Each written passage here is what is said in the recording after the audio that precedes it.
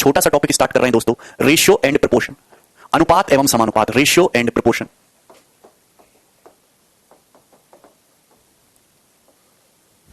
अनुपात एवं समानुपात बहुत सिंपल, एक आसान सा टॉपिक है, पेपर में से बहुत ज्यादा सवाल नहीं आते हैं, लेकिन ये एक ऐसा टॉपिक है दोस्तों कि अगर आपकी इस टॉपिक पे कमांड नहीं रहेगी तो आप अर्थमेटिक का कोई भी चैप्टर नहीं पढ़ सकते। परसेंटेज और रेशियो दोनों अर्थमेटिक की एक नींव है। अच्छा निर्मल भैया, फिर क्या आएगा तुम्हें, ध्यान से समझिएगा दोस्तों। रेशियो को, रेशियो के ज्यादातर क्वेश्चन ऐसे होते हैं जो ऑप्शन से सॉल्व हो जाते हैं।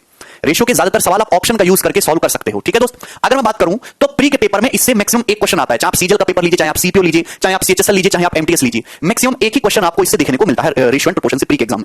लेकिन अगर हम एसएससी सीजीएल मेंस की बात करें तो उसमें से 100 क्वेश्चन होते हैं भाई, और 100 क्वेश्चंस में से 3 से 4 क्वेश्चन आपके रेशियो एंड प्रोपोर्शन पे बेस्ड होते हैं। क्लियर है दोस्त? तो आप बोलोगे हां जी सर। रेलवे के पेपर में रेशियो के सवाल भर भर के आते हैं, लेकिन कंपैरेटिवली बहुत आसान होते हैं। इस टॉपिक पे मैं आपको 100 से ज्यादा क्वेश्चंस कराऊंगा और आपको 2 शीट देखने को मिलेंगे, रेशियो 1 और रेशियो 2, ठीक है। 2 शीट आपको सिमरन बिल्कुल भी टफ नहीं है, बहुत इजी टॉपिक है। बहुत सारे सवाल फिक्स वैरायटी के बनते हैं इसमें, और बहुत सारे सवाल जो है वो मिक्स वैरायटी के बनते हैं, तो हम दोनों ही चीजें लेंगे। क्लियर है? सारे एग्जामों में एक ही पैटर्न के सवाल आते हैं, हर एक गवर्नमेंट एग्जाम में रेशियो से सवाल पूछा ही पूछा जाता है, ठीक है। आगे बढ़े, इसके बाद हम प्रॉफिट एंड लॉस लेंगे। सबसे पहले रेशियो का मतलब क्या है, रेशियो की हमें जरूरत क्यों पड़ी, रेशियो की हमें जरूरत क्यों पड़ी। देखिए, रेशियो का मतलब होता है एक चीज के कंपैरिजन में दूसरी, मतलब 2 चीजों को कंपेयर करना, 2 या फिर 2 से ज्यादा चीजों के डाटा को आपस में कंपेयर या तुलना करने के लिए हम लोग रेशियो का यूज करते हैं। एग्जैक्ट डाटा पब्लिक में ना आ जाए, फिर भी हमें जानकारी हो जाए कि हां जी इन दोनों के बीच में क्या खिचड़ी पक रही है, क्या कंपैरिजन है, उस चीज के लिए हम रेशियो का यूज करते हैं। रेशियो का साइन क्या है दोस्तों, रेशियो के लिए हम इस साइन को यूज करते हैं, इस साइन को। ये बात समझ में, 2 डॉट लगाएंगे। मैं आपसे कहता हूं दोस्तों, ए रेशियो बी जो है, ए रेशियो बी जो है वो बराबर है 5:7 के। इस बात का क्या मतलब है दोस्तों, इस बात का मतलब यह है कि 2 बंदे ए और बी हैं। अगर 2 बंदे ए और बी हैं, यदि ए के पास 5 रुपए हैं दोस्तों, यदि ए के पास 5 रुपए हैं तो बी के पास 7 रुपए हैं, बी के पास 7 रुपए हैं। यदि ए के पास 5 रुपए हैं तो बी के पास 7 रुपए हैं। क्लियर है ना? इसका मतलब क्या होगा मेरे प्यारे भाई, इसका मतलब यह हो गया दोस्तों, ए के हर 5 रुपए के लिए, ए के हर 5 रुपए के लिए बी के पास 7 रुपए। अगर ए के पास 10 रुपए है 5 का दुगुना, तो बी के पास भी 7 का दुगुना 14 रुपए होंगे। अगर ए के पास 15 रुपए है 5 का 3 गुना, तो बी के पास भी 7 का 3 गुना रुपए रहेंगे। अगर ए के पास 5 का n टाइम्स है तो बी के पास भी 7 का n टाइम्स ही रहेगा, क्योंकि रेशियो कभी नहीं बदलता। यहां ए रेशियो भी 5:7 है, यहां भी 5:7 है, क्योंकि 2 से 2 कैंसिल आउट हो जाएगा। यहां भी रेशियो 5:7 है, क्योंकि 3 से 3 कट जाएगा। यहां भी रेशियो 5:7 है, n से n कट जाएगा। तो ए मतलब ए के हर 5 रुपए के लिए बी के पास 7 रुपए हैं। या फिर इस बात को हम ये कहेंगे कि ए बटा बी जो है, ए बटे बी किसके बराबर है, 5/7 के बराबर है, 5/7। इन दोनों बातों का एक ही मतलब है, ए बटा बी बराबर 5/7। या फिर हम ये कह सकते हैं कि 7a बराबर जो है वो 5b है, मतलब ए का 7 गुना हमेशा बी के 5 गुने के बराबर है। इसी बात को हम लोग परसेंटेज में भी लिख सकते हैं। अगर ए के पास 5 रुपए, बी के पास 7 रुपए है, तो बी के पास कितने रुपए ज्यादा है, 2 रुपए ज्यादा है, 2 रुपए ज्यादा है 5 की तुलना में। इसका मतलब b is 40% more than a, b is 40% more than a. B की जो वैल्यू है वो कितना ज्यादा है भाई, ए से 40% ज्यादा है। मतलब रेशियो और परसेंटेज एक ही बात है। इस बात को हमने किसमें लिखा, इस बात को हमने परसेंटेज में लिखा, इस बात को हमने किसमें लिखा, फ्रैक्शन में लिखा, इस बात को हमने किसमें लिख दिया, रेशियो फॉर्म में लिखा। तीनों बातों का एक ही मतलब है। हम कैलकुलेशन के लिए ये भी चीज यूज करते हैं, हम ये भी चीज यूज करते हैं, ये भी चीज यूज करते हैं। या फिर हम ऐसे भी कह सकते हैं दोस्तों कि अगर बी के पास 7 रुपए तो ए के पास 5 रुपए, ए के पास 2 रुपए कम है बी से, बी के पास भी 7 रुपए, ए के पास 5 रुपए, ए के पास 2 रुपए कम है, यानी कि ए जो है वो कम है बी से। ए इस कितना कम है, 2/7। 2/7 की परसेंटेज वैल्यू क्या होता है, 28.56%। तो ए इज 28.56% लेस देन बी। तो कंपेयर हो गया। तो परसेंटेज, फ्रैक्शन, रेशियो, तीनों बातों का एक ही मतलब है। और रेशियो किस लिए यूज किया जाता है दोस्तों, रेशियो यूज किया जाता है कंपेयर करने के लिए, चीजों को तुलना करने के लिए। क्या आपको मेरी बात समझ में आती है दोस्तों? क्लियर है? रेशियो को किसी भी नंबर से मल्टीप्लाई करने पर कोई फर्क नहीं पड़ता। ऐसा नहीं, रेशियो को अगर आप किसी भी नंबर से गुणा कर दो या भाग कर दो, कोई फर्क नहीं पड़ेगा। हम आपसे कह रहे हैं कि ए से बी का जो रेशियो है वो 9:16 है। ए से बी का जो रेशियो है दोस्तों वो 9:16 है। Shortly repeat please. इसमें क्या रिपीट करना है यार, तुम्हें शर्म नहीं आ रही ये चीज रिपीट करवाने में? इसमें मैं क्या रिपीट करूं, है क्या रिपीट करें? मैंने बस आपको ये समझाया कि रेशियो का मतलब क्या है, रेशियो हम क्यों यूज करते हैं। रेशियो का मतलब होता है कंपैरिजन। ए रेशियो भी 5:7 है, तो इसका मतलब यह है कि अगर ए के हर 5 रुपए के लिए बी के पास 7 रुपए होंगे। समझ में आई? आप इसको ऐसे फ्रैक्शन फॉर्म में भी लिख सकते हो, आप इसे परसेंटेज फॉर्म में भी लिख सकते हो। परसेंटेज और रेशियो, रेशियो और परसेंटेज दोनों एक ही बातें हैं। दूसरी बात मैं आपको समझा रहा हूं दोस्तों, इसे मैं हटा देता हूं। रेशियो को कभी भी 40% ज्यादा कैसे हुआ, अरे मंदबुद्धि कबाड़, 20 क्लास परसेंटेज पे पढ़ चुके हैं, उसके बावजूद भी तुम्हारी समझ में नहीं आ रहा कहां से आए हो तुम लोग, हैं? ए रेशियो भी 5:7 है, ए रेशियो भी 5:7 है। ए के पास अगर 5 रुपए हैं तो बी के पास 7 रुपए हैं। बी के पास कितने रुपए ज्यादा हैं, ए से 2 रुपए ज्यादा हैं। ए के पास कितने रुपए, 5 रुपए, तो 2/5 ज्यादा है। 2/5 का मतलब कितना, 40%। 1/5 का 20%, 40% मोर। तो बी का मान ए से 40% ज्यादा है कि नहीं है? हद कर दिया तुमने। ए रेशियो भी 9:16 है। ये रेशियो को लिखने का सही तरीका है दोस्तों, ये रेशियो को लिखने का सही तरीका है। रेशियो अगर कहीं भी फ्रैक्शंस में लिखा हुआ है या डेसिमल में लिखा हुआ है तो वो गलत बात है। आप रेशियो को हमेशा इंटीजर्स फॉर्म में लिखेंगे। 9 भी एक इंटीजर है, 16 भी एक इंटीजर है। लेकिन अगर दोस्तों ऐसे लिखा हुआ है 1.8 रेशियो 0.32, 1.8 रेशियो 0.32, रेशियो को ना कभी डेसिमल फॉर्म में लिखेंगे, ना ही रेशियो को कभी भी फ्रैक्शन की फॉर्म में लिखेंगे। बी इज 40% मोर देन ए, यही तो बोल रहे हैं सुदर्शन। ये मैं कहता हूं कि ये 1.8 रेशियो 0.32 है, तो रेशियो को ना कभी पॉइंट की फॉर्म में लिखना है ना कभी फ्रैक्शन की फॉर्म में लिखना है, बता रहा हूं। आप आगे जैसे डेसिमल में लिख रहा है तो डेसिमल में नहीं लिखना, सिंपलीफाइड फॉर्म में लिखना है। यहाँ पे पॉइंट के बाद 2 डिजिट है तो यहाँ पे एक जीरो बढ़ा लीजिए, डेसिमल से डेसिमल कट जाएगा। भैया किससे कटेगा? 4 से, तो 4 से कटेगा 45 बार और 4 से कटेगा दोस्तों 8 बार। अब सही है। अब आप लिखिए ए रेशियो बी कितना आ गया? 45:8, 45 रेशियो 8। बात समझ में आई? तो ये लिखने का तरीका गलत है, 1.8 रेशियो 0.32, ठीक है, गलत नहीं है, मतलब सही है, लेकिन इससे आपकी कैलकुलेशन सवालों में बहुत बढ़ती है, तो ऐसे ना लिखे। अगर आप 45:8 इस तरीके से आप लिखोगे तो आपकी कैलकुलेशन आसान रहेगी, स्मूथ रहेगी। दूसरी बात, रेशियो को कभी भी फ्रैक्शन की फॉर्म में भी नहीं लिखेंगे। जैसे सपोज ऐसे लिखा हुआ है a ratio b ratio c, ऐसे लिखा हुआ है दोस्तों 5:3, 5:3, और ये हो गया दोस्तों 7/6 और ये 3/2, ये लिखा हुआ है, ध्यान से समझिएगा। तो आप ये देख रहे हैं कि a ratio b ratio c इस तरीके से फ्रैक्शंस में लिखा है, a ratio b ratio c बराबर 5:3 रेशियो 7:6 रेशियो 3:2। हमेशा रेशियो को इंटीजर फॉर्म में लिखिए, इससे आपकी कैलकुलेशन आसान रहेगी। तो आप इसको इंटीजर में कन्वर्ट करने के लिए क्या करेंगे दोस्तों? यहां डिनोमिनेटर फोकस करो, बटे 3 आ रहा है, ये बटे 6 आ रहा है, ये बटे 2 आ रहा है। 3 6 2 का एलसीएम क्या होता है? 3 6 2 का एलसीएम होता है 6। 3 6 2 का एलसीएम क्या होता है? 6। रेशियो को किसी भी नंबर से मल्टीप्लाई करने पर कोई फर्क नहीं पड़ता, रेशियो को किसी भी नंबर से मल्टीप्लाई करने पर कोई फर्क नहीं पड़ता। ये 4:7 है दोस्तों, आप इसको 2 से मल्टीप्लाई करो, 2 से मल्टीप्लाई करने पर ये 8:14 हो गया। क्यों भाई? 2 की मल्टीप्लाई 4 में होगी, 2 की मल्टीप्लाई 7 में होगी, आप इसको वापस 2 से काटोगे, ये वापस 4:7 पे आ जाएगा। रेशियो को किसी भी नंबर से मल्टीप्लाई करने पर कोई फर्क नहीं पड़ता। लेकिन हां, अगर आप सेम नंबर ऐड करोगे, अगर आप सेम नंबर ऐड करोगे घटाओगे, 4 में 2 ऐड करोगे 6 हो जाएगा, यहां भी आप 2 ऐड करोगे तो दोस्तों 7 और 2 9 हो जाएगा। अब ये रेशियो अलग हो जाएगा, 4:7 अलग है, 6:9 अलग है, तब रेशियो चेंज हो जाएगा। तो रेशियो को किसी भी नंबर से मल्टीप्लाई करने पर कोई फर्क नहीं पड़ता, लेकिन आप कोई नंबर ऐड या सब्ट्रैक्ट करते हो तो वो इक्विवेलेंट रेशियो नहीं आएगा, वो चेंज हो जाएगा, ठीक है? तो आप बोलोगे यस सर। तो मेरे प्यारे भाई यहां आपको इस तरीके से दे रखा है, तो डिनोमिनेटर देखिए 3 6 2 का एलसीएम होता है 6, तो आप पूरे डाटा को 6 से मल्टीप्लाई कर सकते हैं। भाई रेशियो को तो किसी से भी गुणा करो, कोई फर्क नहीं पड़ता, आप 6 से गुणा करिए। 6 से गुणा करेंगे तो आप कहेंगे सर 5/3 की पहले 6 में गुणा करो, 3 दूनी 6, 2 पंजे 10 रेशियो। बात समझ में आ रही है? 7/6 की 6 में गुणा करेंगे, 6 से 6 कट जाएगा 7। फिर 3/2 की 6 में गुणा करेंगे, 2 3 6 और 3 3 9, 10:7:9। तो a ratio b ratio c कितना आ गया दोस्तों? 10:7:9। क्या इसमें कोई प्रॉब्लम है, कोई परेशानी है? ठीक है, यहां तक किसी भी बच्चे को कोई दिक्कत नहीं प्रवीण, ठीक है? तो मैंने अभी तक केवल आपको 2-3 चीजें समझाई। रेशियो क्या होता है, कंपेयर करने के लिए यूज किया जाता है। रेशियो को परसेंटेज फॉर्म में भी लिखा जा सकता है, फ्रैक्शन फॉर्म में भी लिखा जा सकता है। रेशियो को किसी भी नंबर से मल्टीप्लाई करने पर या डिवाइड करने पर कोई फर्क नहीं पड़ता। रेशियो को कैलकुलेशन आसान करने के लिए कभी भी डेसिमल फॉर्म या फ्रैक्शनल फॉर्म में नहीं लिखा जाता है, हमेशा इंटीजर की फॉर्म में लिखा जाएगा, ठीक है? आगे चलते हैं, यहां तक कोई परेशानी? हां प्रवीण, हरीश यार तुम इतने पागल क्यों हो? सवालों की कैलकुलेशन को आसान करने के लिए स्टेप उठाए जाते हैं। आगे चलें, देखिए दोस्त, अब हम सीखेंगे रेशियो को मर्ज कैसे करते हैं। दोस्तों रेशियो को मर्ज कैसे करते हैं, सभी लोग ढंग से समझिएगा। मैं आपसे कहता हूं कि ए रेशियो बी जो है वो 5:7 है, ए रेशियो बी 5:7 है, ठीक है दोस्त। एंड बी रेशियो सी जो है, बी रेशियो सी जो है वो है 9:13, 9:13। तो आप हमें बताइए a ratio b ratio c क्या होगा, ए अनुपात बी अनुपात सी क्या होगा, जल्दी से करके बताइए आप हमें फटाफट। ए रेशियो बी यदि 5:7 है, बी रेशियो सी 9:13 है, तो ए अनुपात बी अनुपात सी का मान क्या होगा? हां सोम बताइए। वेरी गुड दोस्तों, सभी ने बता दिया। आपको इन दोनों रेशियो को मर्ज करना है। आप यहां पे देखेंगे कि भैया बी दोनों जगह आ रहा है, यहां भी बी है, यहां भी बी है, लेकिन यहां ये बोला जा रहा है ए रेशियो बी 5:7 है, यहां कह रहे हैं बी रेशियो सी 9:13 है। यहां बी की वैल्यू 7 है, यहां बी की वैल्यू 9 है, तो 7 और 9 का एलसीएम कितना होता है? 63। तो हम यहां पे दोनों जगह 63 सेम बना लेते हैं। 7 और 9 को सेम कर लेते हैं जी 63। यहां 63 बनाने के लिए किससे मल्टीप्लाई होगी? 7 और 9 को सेम बना लेते हैं 63 बनाने के लिए, हां लोग किससे मल्टीप्लाई कर देंगे? आप लोग 9 से। यहां किससे मल्टीप्लाई कर देंगे जी दोस्तों? 7 से। हो जाएगा। तो आप ये देखिए ए कितना आ गया, ए की वैल्यू आ जाएगी 5 नाम 45, ए की वैल्यू आ जाएगी 45, ठीक है। बी की वैल्यू कितनी आ गई? 7 नाम 63, बी की वैल्यू आ जाएगी 63। बोलो जी ठीक है। अगर बी की वैल्यू 63 है, 9 7 63, तो सी कितना आ गया? 13 7 91। अगर बी 63 है, 9 7 63, तो सी कितना है? 91, तो सी की वैल्यू आ गई 91। तो एबीसी का रेशियो कितना आ गया? 45 ratio 63 ratio 91, 45 ratio 63 ratio 91। Clear? कोई परेशानी, कोई तकलीफ? ये सबसे बेसिक सवाल है रेशियो का। इसको करने का एक डायरेक्ट शॉर्टकट तरीका भी हम आपको सिखाएंगे। देखिए दोस्त ध्यान से, ए रेशियो बी कितना है? 5:7। ए रेशियो बी कितना दे रखा है? 5:7। बी रेशियो सी दे रखा है आपको 9:13। बी रेशियो सी कितना दे रखा है? 9:13, 9:13। ये दे रखा है ना, बी के नीचे बी रखिएगा। ऐसे गुणा करो, 5 नाम 45, 5 नाम 45 हो गया। ऐसे गुणा करिए दोस्तों, 9 7 63, 9 7 63 हो गया। ऐसे गुणा करिए दोस्तों, 13 7 91, 13 7 91 हो गया। और a ratio b ratio c कितना आ गया? 45 रेशियो 63 रेशियो 91, 45 रेशियो 63 रेशियो 91। कोई तकलीफ? सबको समझ आया? आप बोलोगे हां जी सर। अब ये तो इजी चीजें थी, क्योंकि यहां पे 3-3 रेशियो दे रखा था। लेकिन अगर आपसे मेरे प्यारे भाई सॉरी 2 के बजाय 3-3 दे दे, जैसे ए रेशियो बी है 3:4, 3:4, बी रेशियो सी है 5:6, 5:6, सी रेशियो डी है 7:8, 7:8। तो आप हमें बताइए ए बी सी डी का रेशियो क्या होगा? ए बी सी डी का अनुपात क्या होगा? जल्दी से करके बताइए, सवाल है ये आपके सामने, ठीक है? हां सारे में उमंग भैया, सब में। ए रेशियो बी 3:4 है, बी रेशियो सी 5:6 है, सी रेशियो डी 7:8 है, तो a ratio b ratio c ratio d क्या होगा? हां अश्विनी जल्दी से। आप बताओ ए रेशो बी कितना दे रखा है दोस्तों 3 4, ए और बी का रेशो 3 4 दे रखा है, बी सी का रेशो कितना दे रखा है दोस्तों 5 6, सी डी का रेशो कितना दे रखा है दोस्तों 7 8 दे रखा है, ठीक है ना।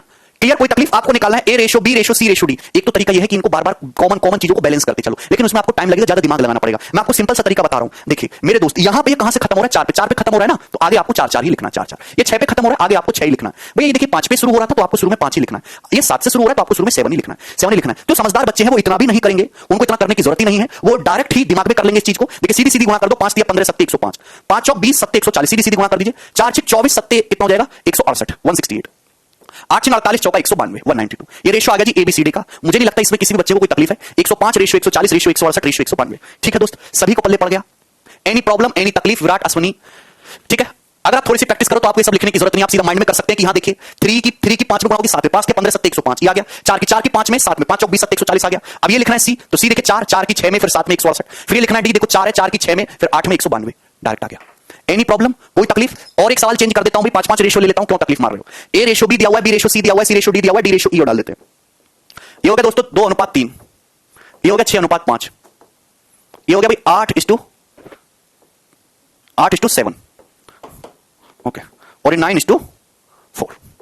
करिए, आपको बताना है A B C D E का रेशो क्या होगा, A B C D E का रेशो क्या होगा, जल्दी से बताइए।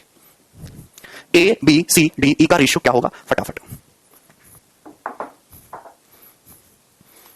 ए रेशो बी कितना है जी 2-3, बीसी का कितना है 6-5, सीडी का कितना है 8-7, डी का कितना है 9-4, ठीक है।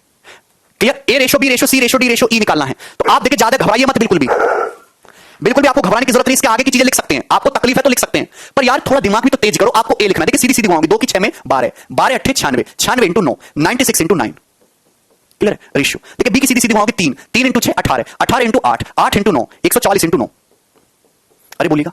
सी की गुणा होगी देखिए दोस्तों सीधी सीधी, 5 की ये 3 है, यहां पे 3 आएगा ना, 3 पंजे 15 8 120, 120 इंटू 9 120 इंटू 9 120 इंटू 9। आप बोलोगे हाँ जी सर। डी देखिए यहां पे 3 आएगा, यहां पे 5 आएगा, सीधी सीधी गुणा होगी ना, 5 के 15 7 105 इंटू 9 105 इंटू 9। आप बोलोगे हाँ जी सर। रेशियो सीधी सीधी गुणा करनी है, कुछ नहीं है। आप ये समझ रहे कि यहां पे आगे 3 आएगा, ये 5 है भाई, ये 7 है, 5 के 15 7 105 इंटू 4 ये आ गया, ठीक है ना। क्लियर, कोई तकलीफ, कोई परेशानी, कोई समस्या? अरे बोलिए, ठीक है ना। तो आपको बिल्कुल भी घबराने की जरूरत नहीं है, आप सिंपल सा ऐसे सवाल हो कर सकते हो, बस आपको सीधी सीधी गुणा करनी है। और कोई तरीका है कि अंकित और तरीका, आप इस सवाल को छोड़ दो, आप रेशो छोड़ दो, पढ़ाई छोड़ दो, नौकरी छोड़ दो, भूखे मरो, एक दूसरा तरीका है, ठीक है।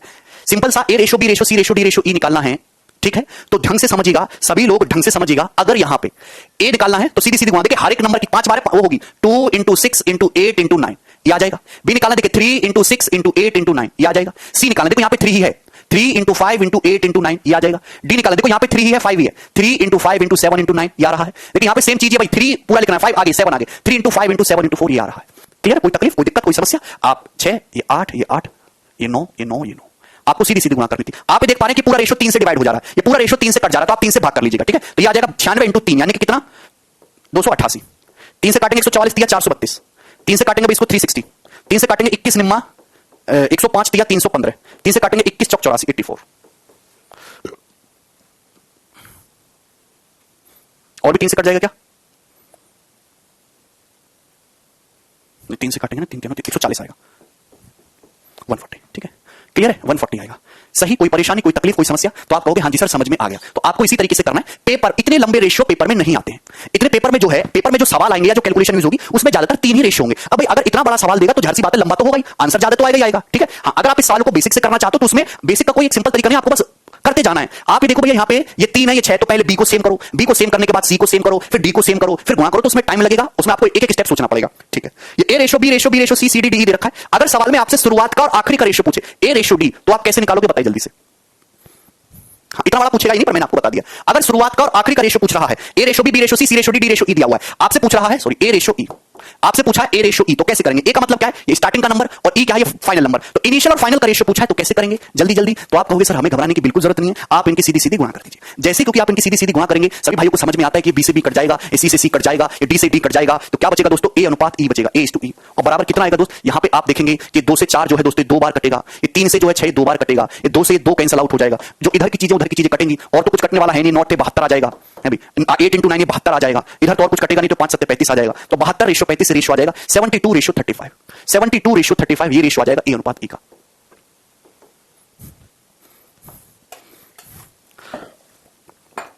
तो मैंने अभी तक आपको 3 चीजें सिखाई, ठीक है भाई, क्लियर है? रेशियो को कैसे मर्ज करते हैं, आगे बढ़े अब। चलिए दोस्त, अब नेक्स्ट सिंपल सी चीज आप समझेंगे। अगर सवाल में इस टाइप से दे रखा इफ 5a बराबर 6a बराबर 15 है, 5a बराबर 6b बराबर 15c, अगर ऐसा है तो a ratio b ratio c क्या होगा, a ratio b ratio c क्या होगा? अगर ऐसा कुछ दे रखा है 5a बराबर 6b बराबर 15c, तो a ratio b ratio c क्या होगा? ब्रिजेश वो तो दे ही रखा है, बोलिए जल्दी से। देखिए ढंग से आपको समझना है, 5a बराबर 6b बराबर 15c, और आपसे पूछा a ratio b ratio c क्या होगा, तो आप कहोगे सर बिल्कुल टेंशन देने की जरूरत नहीं है हमें। पहला तरीका समझिए भाई, ये तीनों बराबर हैं, तो तीनों किसी ना किसी के तो बराबर हैं। हमने माना तीनों किसी ना किसी नंबर के तो बराबर हैं, हमने माना तीनों k के बराबर हैं। अगर ये तीनों चीजें बराबर हैं तो किसी ना किसी के तो बराबर हैं, हमने माना k के इक्वल हैं। तो आप बताओ यहां से a का मान कितना आएगा? अगर 5a k है तो a का मान कितना आएगा जी? तो आप कहोगे a का मान है k/5। अगर 6b का मान k है तो b का मान कितना आएगा? k/6। अगर 15c k के बराबर है तो c का मान कितना है जी? k/15। तो ये रेशियो आ जाएगा, ये रेशियो होगा। मैं बिल्कुल डिटेल बता रहा हूं, फिर डायरेक्ट शॉर्टकट भी सिखाएंगे। ये रेशियो होगा। आप बोलोगे जी सर आप समझ पा रहे हैं कि ये k चूंकि रेशियो है और तीनों जगह k आ रहा है तो कट जाएगा, तो क्या आएगा दोस्तों? 1/5 रेशियो 1/6 रेशियो 1/15, 1/5 रेशियो 1/6 रेशियो 1/15, ये आ जाएगा ना? आप बोलोगे हां जी सर। मतलब मैंने डायरेक्ट शॉर्टकट निकाल लिया कि अगर 5a 6b 15c बराबर है, अगर 5a 6b 15c बराबर है तो आप डायरेक्ट लिख सकते हो 1/a ratio 1/b ratio 1/c, just reverse कर दो। 5 का उल्टा 1/5, 6 का उल्टा 1/6 और c का उल्टा 1/15 आ जाएगा। 1/5 रेशियो 1/6 रेशियो 1/15। बोलो जी कोई तकलीफ है? आप बोलोगे नहीं सर कोई तकलीफ नहीं है। अश्वनी वो भी बताएंगे। आप जानते हैं कि 5 6 15 का एलसीएम कितना होता है जी? 30 होता है। डिनोमिनेटर का एलसीएम 30 है, 30 से मल्टीप्लाई करो, 5 6 30, 6 5 30 और 15 दूनी 30, 6 रेशियो 5 रेशियो 2 आ गया, 6 रेशियो 5 रेशियो 2 आ गया, आ गया ना? ये हटाइए दोस्तों, ये ऐसा आपको बिल्कुल भी नहीं करना है, आपको डायरेक्ट सीखना है। सही है, सही से देखिए 5a बराबर 6b बराबर 15c, तीनों ही चीजें बराबर है। 5a बराबर 6b बराबर 15c, अरे किसी ना किसी के तो बराबर है। अपने को एग्जैक्ट वैल्यू तो निकालना नहीं है, अपने को निकालना है रेशियो। तो कुछ भी कर लो अपनी मर्जी से। भैया 5 6 15 का एलसीएम कितना होता है? ये 5 6 और 15 का एलसीएम ले लो, एलसीएम होता है 30। हमने एलसीएम ही मान लिया इसको। 5 6 और 15 का एलसीएम क्या होता है? 30 होता है, 30। अरे बोलो, तो आपने इसको 30 के इक्वल मान लिया कि ये 30 है। 5 अगर 30 है तो a कितना आ गया 6, b कितना आ जाएगा 5 और c कितना आ जाएगा 2। तो रेशियो आ गया abc का 6:5:2। डायरेक्ट है, आप इसी तरीके से करोगे परीक्षा में। बोलिएगा। अरे ध्यान से, सभी को समझ में आया? एनी प्रॉब्लम, कोई दिक्कत इसमें है भी? मेरे प्यारे भाई अगर हम 30 को इधर ले आते हैं बटे में, अगर हम 30 को ये बटे में ले आते हैं तो ये हो जाएगा 5a/30 a/6 बराबर। बटे में ले आते हैं 30 को तो 6b/30 यानी कि 6 से 30 5 बार कटेगा b/5 बराबर। बटे में लाएंगे तो 15 दूनी 30 2 बार कटेगा c/2। मतलब अगर, और ये जो नीचे लिखा हुआ है आपने देखा, जो नीचे लिखा हुआ है यही रेशियो है। आपने देखा ये जो नीचे लिखा हुआ है यही रेशियो है, 6:5:2 यही अनुपात है। तो क्या आपको इतना समझ में आ रहा है कि अगर कोई चीज इस फॉर्म में लिखी हुई है, अगर कोई चीज इस फॉर्म में लिखी हुई है, इस फॉर्म में लिखी हुई है, तो जो डायरेक्ट नीचे की चीज है दोस्तों, जो डायरेक्ट नीचे की चीज है वही एबीसी का रेशियो है। अगर कोई चीज ऐसी लिखी हुई है कि न्यूमरेटर में 1 आ रहा है, न्यूमरेटर का मल्टीपल 1 है, न्यूमरेटर में a का मल्टीपल 1 b का मल्टीपल 1 c का मल्टीपल 1, तो जो डिनोमिनेटर में वैल्यू लिखी हुई है वही एबीसी का रेशियो है, 6:5:2। क्लियर है? बिल्कुल। आते हैं संदीप, अगर पेपर में सवाल इस तरीके से आ जाता है इफ a/7 बराबर b/9 बराबर c/11, ठीक है, इस तरीके से आ जाता है और सवाल ये पूछ लेता है a ratio b ratio c क्या होगा, तो आप 1 सेकंड में बता दोगे कि यार जो नीचे का वैल्यू दे रखा है वही एबीसी का रेशियो होगा, 7:9:11। क्या इसमें कोई तकलीफ नजर आती है किसी को भी? बोलो नहीं। ठीक है, आगे बढ़ते हैं दोस्तों इसी बात पे। मेरे प्यारे भाई अगर हम आपसे कहें इफ 6/7a बराबर 8/11b बराबर 12c/7 12c/5, then a ratio b ratio c क्या होगा? करिए जल्दी से। यदि 6/7 बराबर 8/11 b बराबर 12c/5, तो a ratio b ratio c क्या होगा? a इंटू समथिंग बराबर b इंटू समथिंग बराबर c इंटू समथिंग, तो a ratio b ratio c क्या होगा? ऐसे ही तो हो रहा है आकाश। एक तो तरीका यह है कि आपको a ratio b ratio c निकालना, तो जो भी इनके मल्टीपल में उसका रिवर्स कर दो। भाई 7/6 हो जाएगा, या b का मल्टीपल 8/11 उसका रिवर्स कर देंगे 11/8। अरे यही तो सिखाए हैं। ये 12/5 है तो इसका रिवर्स कर देंगे जी 5/12, इसका रिवर्स कर देंगे जी 5/12। रिवर्स ही तो करना है भैया। अगर ये किसी के भी बराबर आएगा, ये किसी के भी बराबर आएगा, तो a की वैल्यू क्या हो जाएगी उधर जाके? 7/6 की, b 11/8 की, c 5/12 की, तो यानी कि रेशियो लोगे तो रिवर्स ही तो हो जाएगा, k तो कट जाएगा। समझ में आया? समझ में आया? ये जो डिनोमिनेटर है, जो हर है, हर क्या है? 6 8 और 12। 6 8 12 का एलसीएम क्या होता है दोस्तों? 24। इस पूरे रेशियो को 24 से मल्टीप्लाई कर देते हैं, जिससे कि आपका डिनोमिनेटर में 1 1 बन जाए। 24 से मल्टीप्लाई करेंगे, 6 24 7 28, 8 3 24, 11 3 33, 12 से करेंगे 12 दूनी 24 और 5 दूनी 10, 28 ratio 33 ratio 10, 28 ratio 33 ratio 10। Clear है? दूसरा तरीका, अगर आप ऐसे नहीं करना चाह रहे हो, मैंने क्या सिखाया? मैंने तुम्हें क्या सिखाया था भैया? मैंने तुम्हें यह सिखाया था भाई, अगर कभी भी, किधर मर गया, अगर आपको इस फॉर्म में लिखा हुआ है ऊपर अगर 1 1 है, तो जो एबीसी के डिवीजन में होगा वही रेशियो होगा एबीसी का। यहां इस तरीके से दे रखा है, यहां ए का मल्टीपल 6 है, या बी का मल्टीपल 8 है, सी का मल्टीपल 12 है, 6 8 12 का एलसीएम 24 होता है। तो पूरे को अगर हम 24 से भाग कर दें या 1/24 से गुणा कर दें, एक ही बात है।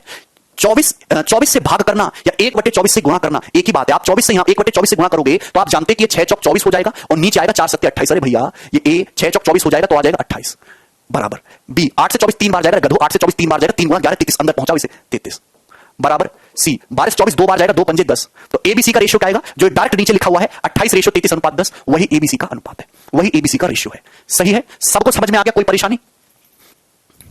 क्लियर कर लोगे? अब ये बातें तुम्हारे पल्ले पड़ते हैं, तुम्हारी बुद्धि में जाती हैं। अगला टाइप लेते हैं। अगर सवाल इस तरीके से दे रखा है, मैं आपको केवल रेशियो की मर्जिंग करना सिखा रहा हूं कि रेशियो को कैसे सिंप्लीफाई करते हैं। A upon B plus C, यदि आपको दे रखा है A upon B plus C बराबर 5/7 and B upon C plus A बराबर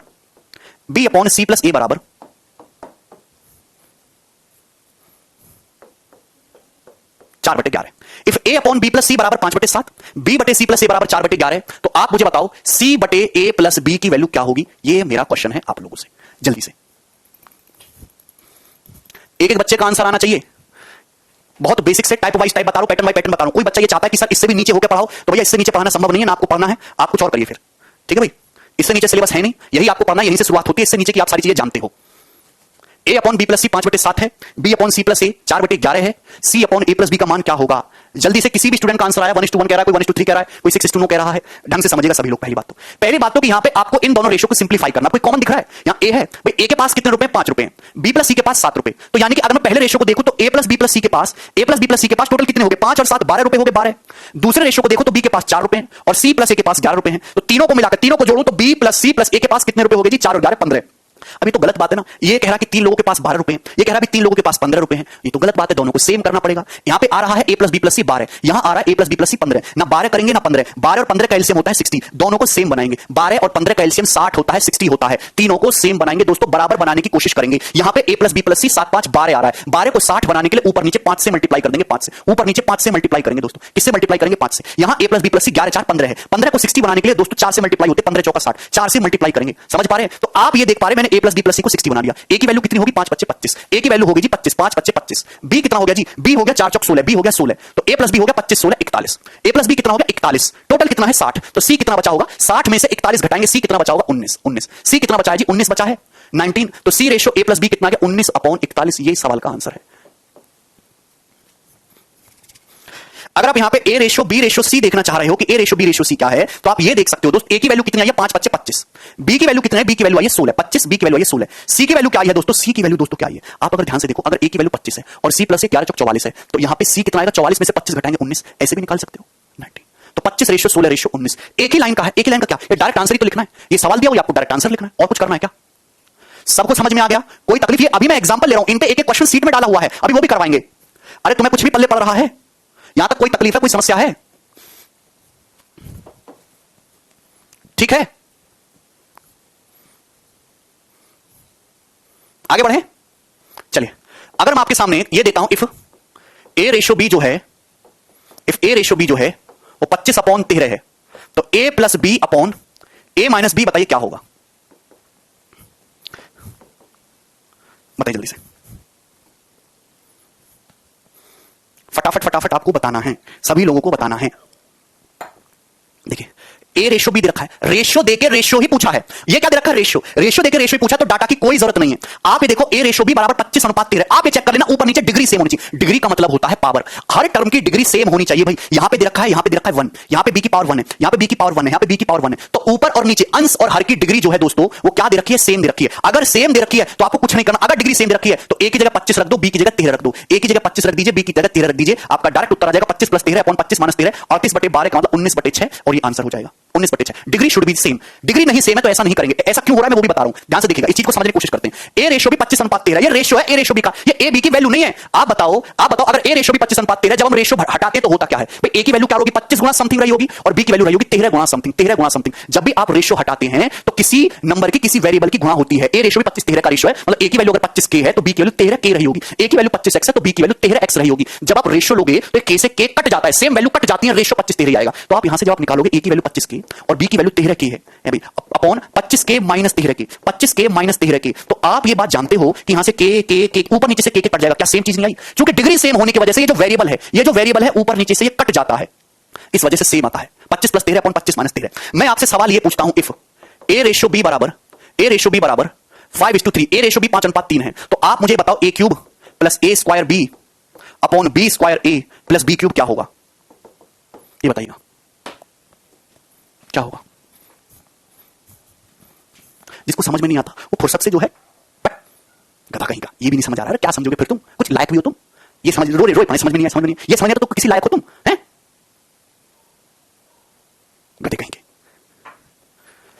रेशियो देके रेशियो पूछा है, आप बताइए अंश और हर की डिग्री सेम होनी चाहिए। यहां पावर कितनी है? 3। यहां पावर कितनी है भाई? ए स्क्वायर बी। ये वेरिएबल की टोटल पावर काउंट करो, वेरिएबल की टोटल पावर। यहां पावर है 3, 2 और 1 3, तो यहां पावर 3 ही होगी ना, वेरिएबल की ए की पावर 2 बी की पावर 1 ए और बी दोनों वेरिएबल है, टोटल पावर 3 है, तो यहां भी डिग्री 3 है, यहां भी डिग्री 3 है, यहां भी डिग्री 3 है, तो अंश और हर तीनों में डिग्री सेम है, और तीनों में डिग्री सेम है दोस्तों, कोई कॉमन लेने की जरूरत नहीं, गधुक तरह। एक की जगह 5 रख दो, 5 का क्यूब 125 और 5 का स्क्वायर 25 दिया 75, 75 हो गया। बी का स्क्वायर 3 का स्क्वायर 9 पंजे 45 और 3 का क्यूब कितना हो गया? 27। 125 प्लस 75 200, 7 4 7 5 12 का 2 4 5 2 7, 200/72, 25:9 आ जाएगा, 25:9, 25:9, 8 से कट जाएगा, 25:9 इस सवाल का आंसर आ जाएगा।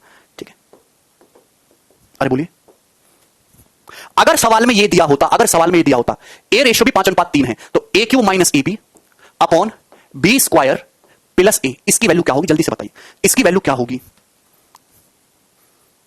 यदि ए रेशियो भी 5:3 है, तो A square minus A cube minus A B upon B square plus A की वैल्यू क्या होगी? जल्दी से मुझे करके बताइए। बच्चे बता रहे हैं 110/14 है, इसका आंसर आएगा कैन नॉट फाइंड। इसकी वैल्यू आप ज्ञात नहीं कर सकते, कैन नॉट बी डिटरमाइन, इसके अनंत आंसर हो सकते हैं, कांट फाइंड। आप यहां पे देख रहे हैं कि यहां पे डिग्री 3 है, यहां पे डिग्री 2 आ रही है, यहां ऊपर 3 है, यहां 2 आ रही है, यहां 1 आ रही है, डिग्री में झोल चल रहा है। आंसर तभी निकाल सकते हो जब हर टर्म में डिग्री सेम हो। यहां 3 है, यहां डिग्री 2 हो गई, नीचे 2 हो गई, यहां 1 हो गई, ऐसे कैसे? डिग्री सेम होनी चाहिए, हो कैसे होगा? अभी ढंग से समझने की कोशिश करते हैं। यहां आंसर हर टर्म में डिग्री 3 आ रही है, हर टर्म में मैक्सिमम पावर 3 आ रही है, तो आपने कुछ नहीं किया। जब ऊपर नीचे हर टर्म में डिग्री सेम है, तो ए की जगह 5 रख दो, बी की जगह 3 रख दो, आंसर आ जाएगा। पर यहां ऐसा नहीं है, क्यों नहीं है? ए रेशियो भी 5:3 है, इसका मतलब यह है कि अगर ए की वैल्यू 5x है, तो बी की वैल्यू 3x रही होगी। रेशियो लेंगे तो x कोई भी मल्टीपल हो सकता है, x कोई भी वैल्यू हो सकती है। आप जरा यहां पे a की जगह 5x रख के तो देखो, 5x का क्यूब हो जाएगा 125x क्यूब, ये आ जाएगा -5 दिया 15x square, 15x square, b square कितना आ जाएगा जी? 9x स्क्वायर प्लस a कितना आ जाएगा? a आ जाएगा 5x। तो आप ये देखेंगे कि ऊपर नीचे से x एक कट जाएगा, तो क्या बचेगा? 125x स्क्वायर माइनस 15x, और नीचे क्या बचेगा? 9x plus 5, 9x plus 5। क्या इसको आगे सिंप्लीफाई कर सकते हैं?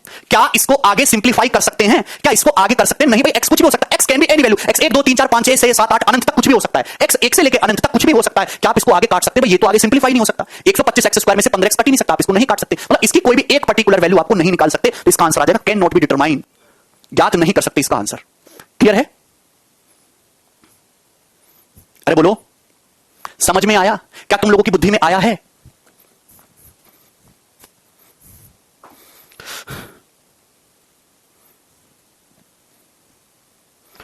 भैया ए की जगह 5 रखा है, बी की जगह 3 रखा है, वो रख दो यहां पे, सॉल्व कर लो, आ जाएगा। परवीन, सबको क्लियर हो गई ये बात? मुझे लगता है आप मेरी बातों को समझ गए हैं। क्या हम आगे बढ़ने के लिए तैयार हैं? क्या हम आगे बढ़ने के लिए तैयार हैं दोस्तों?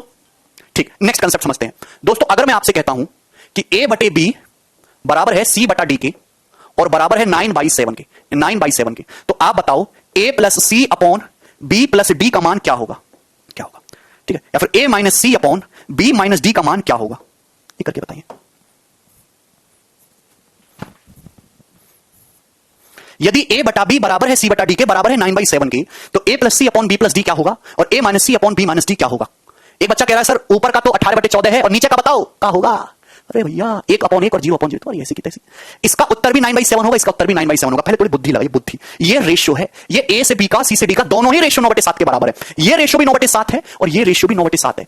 क्लियर है कि नहीं? ये रेशियो भी 9/7 है, ये रेशियो भी 9/7 है। अगर आपको बहुत सारे रेशियो सेम दे रखें, अगर आपको रेशियो सेम दे रखें, तो आप चाहे उन पे प्लस करो, चाहे माइनस करो, गुणा तो कर नहीं सकते, गुणा का मतलब पावर 2 होता है। चाहे आप प्लस करो चाहे माइनस करो, सेम ही वैल्यू आएगी। ये भी 9/7 आएगा, ये भी 9/7 आएगा। समझते हैं कैसे? a बटा b 9/7 है, इसका मतलब यह है कि a अगर 9x है, a अगर 9x है, तो b का मतलब 7x होगा। बोलो 7x होगा। भाई c बटा d भी 9/7 है, पर यहां मल्टीपल कुछ और होगा ना। अगर c 9y है तो d 9y होगा। रेशियो लेंगे c से d का, c d जो है 7y होगा। रेशियो लेंगे c से d का, y से y कटेगा 9/7। a से b का रेशियो लेंगे x कटेगा 9/7। तो आप बताओ a प्लस c कितना है? भाई a प्लस c कितना है? तो आपको समझ नहीं आता a प्लस c कितना आएगा जी? 9x plus 9y। आप बताओ b प्लस d कितना आएगा? 7x plus 7y, 7x plus 7y। तो आप यहां से देख पा रहे हैं कि ऊपर से 9 कॉमन है, नीचे से 7 कॉमन है, into x plus y, into x plus y, upon में एक्स प्लस वाई। तो ये कट जाएगा, ये कट जाएगा, एक्स प्लस वाई। क्या आया? उत्तर 9/7 ही आया।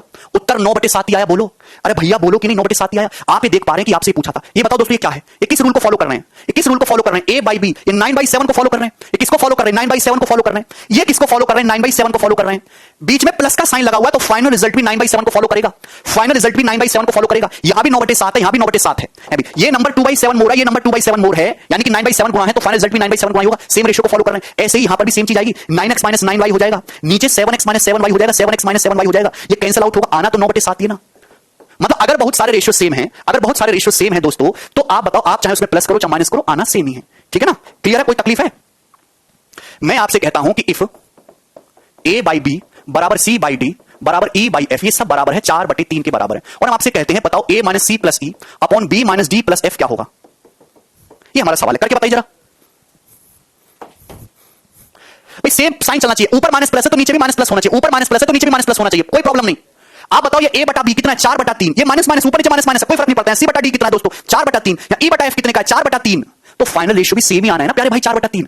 4/3 सेम ही आना है भाई। मैं आपसे कहता हूं कि ये 7/5 बराबर होता है 3 से 21/15 के, बराबर है 35/25 के, बोलो, और बराबर है 56/40 के। सब बराबर है, सभी का मतलब 7/5 है, सभी का मतलब 7/5 है। ये भी 7/5 है, ये भी 7/5 है, ये भी 7/5 है, ये भी 7/5 है। बोलो है कि नहीं है? सभी 7/5 है। तो जो एक्शन आपने यहां क्या एक्शन किया? Minus plus. सेम एक्शन अगर डिनोमिनेटर में करोगे सेम ही रहेगा। आप यहां पे ऐसे करते हो, सर जी मैं तो 21 को घटाऊंगा, और सर जी मैं 35 को जोड़ूंगा, सर जी मैं 56 को घटाऊंगा। आपने ये किया है। अगर डिनोमिनेटर में सेम चीज करो, 5 मैं 15 को घटाऊंगा जी, हम 25 को जोड़ेंगे जी, हम 40 को घटाएंगे, ये भी 7/5 ही आएगा दोस्तों। ये वैल्यू भी 7/5 आएगी। जो आपने न्यूमरेटर में एक्शन किया वही डिनोमिनेटर में किया, क्योंकि आप ऊपर से 7 कॉमन लोगे क्या आएगा? 1 - 3 + 5 - 8 ये आएगा। नीचे से 5 कॉमन लोगे क्या आएगा? 1 - 3 + 5 - 8। Due to same action in numerator and denominator, this will cancel out and this will equal to 7/5. All are equal 7/5.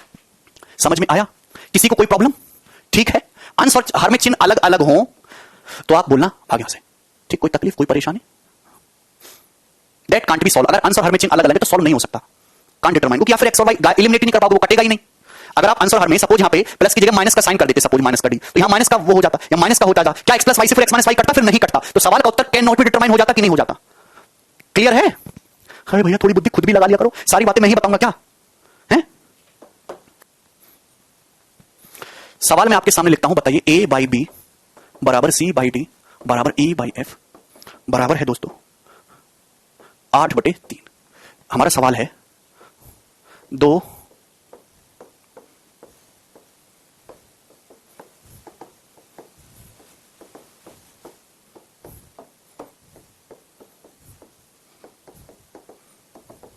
बताइए।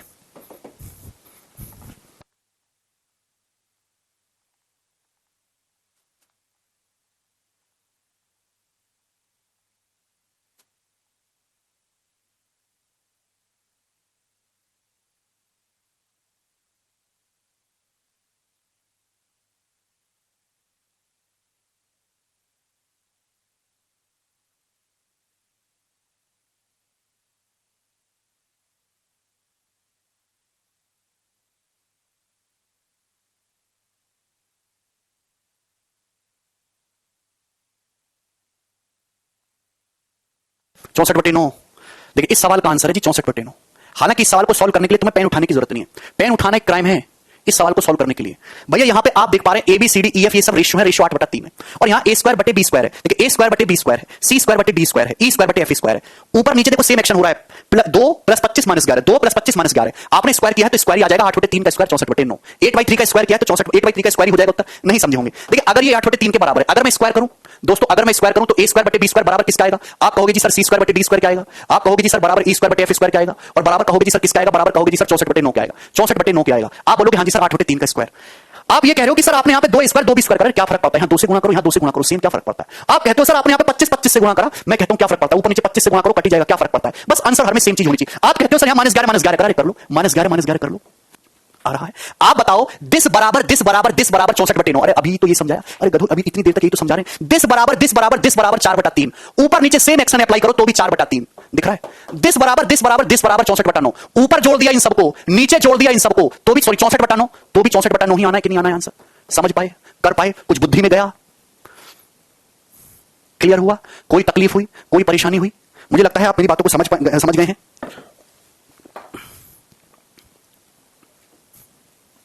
सिमरनदीप करें इजी मेथड बता, तुम्हारी ऐसी इजी मेथड बताऊं, इसका कोई मेथड है भी? ये स्क्वायर है, हां स्क्वायर कर दो, इससे ज्यादा क्या होगा? भूत बना दूंगा तुम्हारा।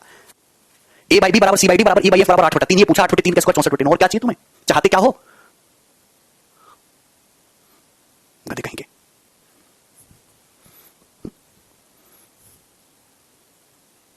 ये सवाल है, ये आंसर है, कोई मेथड है नहीं, ना कुछ सोचना है ना कुछ करना है। सवाल दिया, आंसर लिखना है।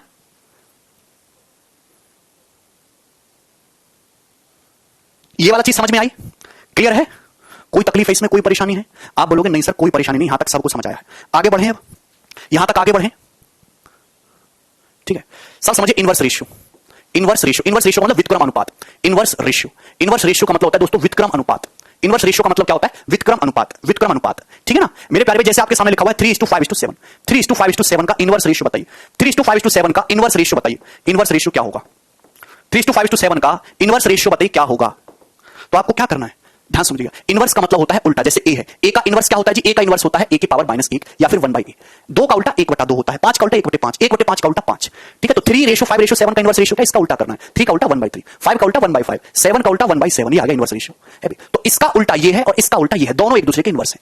तो इनवर्स रेशियो का मतलब कुछ नहीं है, आपको 1/समथिंग करना है। ये पेपर में सीएचएस में सवाल पूछा है भैया, यहां किससे मल्टीप्लाई होगी? 3 5 7 का एलसीएम 105। तो ये कितना आ जाएगा भैया? 3 से 35, 5 से 21 और 7 से 15। 35:21:15, 35:21:15, ठीक है ना। कोई दिक्कत? आप डायरेक्ट भी कर सकते हो, आपको इसका इनवर्स लिखना है, आपको इसका इनवर्स करके लिखना है। तो आप ए पहले लिखना चाह रहे हो तो आप पहले को छुपा लो, बाकी 2 की गुणा कर लो जी, 5 7 35 आ गया। आप दूसरा लिखना चाह रहे हो, दूसरे को छुपा लो, 5 को छुपा लिया, बाकी दोनों की गुणा कर लो, 21 आ गया रेशियो। आप तीसरा लिखना चाह रहे हो, 7 को छुपा लो, बाकी दोनों गुणा कर लो 15, 35:21:15। तो ये इसका रिवर्स रेशियो आ गया। सही है? बोलो कोई दिक्कत? U/V, U/B, इसका इनवर्स रेशियो क्या होगा? इसका inverse ratio U/V ratio W/X ratio Y/Z। इसका रेशियो क्या होगा? आपको उल्टा करना है। U/V का उल्टा कितना हो जाएगा दोस्तों? V/U। W/X का उल्टा क्या हो जाएगा? X/W। Y/Z का उल्टा क्या हो जाएगा दोस्तों? Y/Z का उल्टा Z/Y। समझ गए इनवर्स रेशियो? चलिए आगे चलते हैं।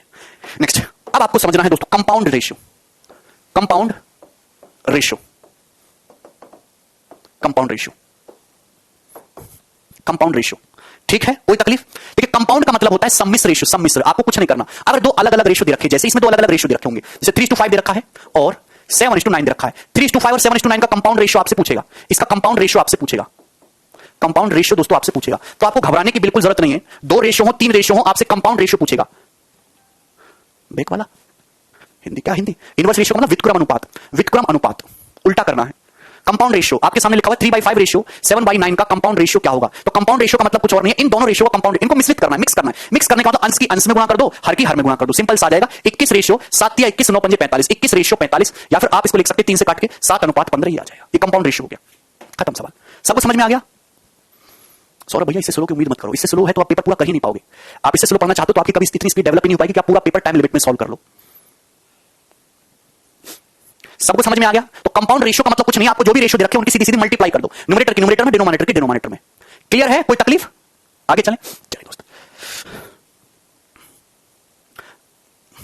The compound ratio of inverse ratios of this, आपके सामने दे रखे 3 अलग अलग ratio, X ratio YZ, Y ratio ZX, Z ratio XY। इन अनुपातों के व्युत्क्रम अनुपातों का मिश्र अनुपात बताइए। इनका पहले रेसिप्रोकल करना है और फिर उस रेसिप्रोकल का कंपाउंड रेशियो निकालना है। तो इसका रेसिप्रोकल करोगे X रेशियो YZ का, तो ये तो X/YZ है, क्या है? X/YZ। तो इसका रेसिप्रोकल तो उल्टा हो जाएगा ना, YZ/X। इसका रेसिप्रोकल तो उल्टा हो जाएगा ना, ZX/Y। इसका रेसिप्रोकल तो उल्टा हो जाएगा ना, XY/Z। ये पहले मैंने इनवर्स कर लिया। अब इनवर्स रेशियो कंपाउंड रेशियो निकालना, तो तीनों की गुणा करो, तीनों की गुणा करेंगे तो क्या आएगा? XYZ रेशियो 1 आ जाएगा। बी ऑप्शन है, ये सवाल का आंसर है। क्या आपको मेरी बात समझ आ गई है? क्या इसमें किसी भी भैया को कोई तकलीफ है, कोई परेशानी है? आशीष पॉसिबल नहीं था वो। सभी भाई ये चीज समझ चुके हैं। आगे बढ़ेंगे सवाल नंबर 2 की तरफ। ये बताइए,